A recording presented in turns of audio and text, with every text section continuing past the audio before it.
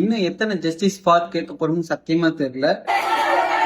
நேத்து வந்து சிவகங்கை மாவட்டத்துல அஜித்குமாருக்கு நடந்த மாதிரி இன்னைக்கு வந்து அதே சிவகங்கை மாவட்டத்துல அஸ்வினுக்கு நடந்திருக்கு. ஒரு சின்ன வயசு பையன் 2ஆம் கிளாஸ் படிக்கிற பையன் ஸ்கூலுக்கு எப்பயுமே வந்து வேன்லனே வந்து கூப்பிட்டு போவாங்க. ஆனா அன்னைக்கு வந்து வேன் வராம கார் வந்திருக்கு. அந்த கார்ல வந்து அந்த பையனை ஏத்திட்டு ஸ்கூலுக்கு போயிருக்காங்க. ஸ்கூலுக்கு போயிருக்காங்களா அப்படிங்கறதே ஒரு கேள்விக்குறியா இருக்கு. ஈவினிங் டயத்துல ஸ்கூல்ல இருந்து கால் பண்ணிட்டாங்க. ஒரு 4 மணிக்கு ஒரு போன் வந்தது. அவங்க பையனுக்கு வந்து ஃபிக்ஸ் வந்துருச்சு, ஹாஸ்பிட்டல் அட்மிட் பண்ணிருக்கோம், வந்து பாருங்க அப்படின்னு சொல்லியிருக்காங்க. அவங்க அம்மா பயந்துகிட்டு ஹாஸ்பிட்டல் வந்து பார்த்தப்ப அந்த பையனுக்கு வந்து காதுல வாயில மூக்குல ரத்தம் வந்திருக்கு. என்னன்னு கேட்டதுக்கு ஃபிக்ஸ் வந்து நாட்டி இப்படி வந்திருக்கு அப்படின்னு சொல்லியிருக்காங்க. ஆனா டாக்டர் கேட்டதுக்கு அந்த பையன் இறந்து 5 மணி நேரம் ஆச்சு அப்படிங்கிறாங்க. இதுக்கு இடையில என்ன நடந்துச்சு அப்படிங்கிறது தெரியல. ஒரு சின்ன வயசு பையன் 2ஆம் கிளாஸ் படிக்கிறான், 7 வயசு பையன் சிபிஎஸ்இ ஸ்கூல்ல படிச்சுக்கிட்டு இருக்கான். எப்படி இப்படி மர்மமான முறையில இறந்தான் அப்படிங்கிறதே ஒரு கேள்விக்குறியா இருக்கு. அதுவும் இல்லாம இன்னொரு காரணம் என்னன்னா, எப்பயுமே வந்து ஸ்கூல் வேன் தானே அந்த பையனை கூட்டு போவோம். இப்ப திடீர்னு ஒரு கார் வந்து அந்த பையனை வந்து கூட்டு போனாங்கிறதே ஒரு பெரும் கேள்விக்குறியா இருக்கு. இன்னும் எத்தனை பேருக்கு நம்ம ஜஸ்டிஸ் ஃபார் அப்படிங்கிறத கேட்க போறோம் சத்தியமா தெரியல.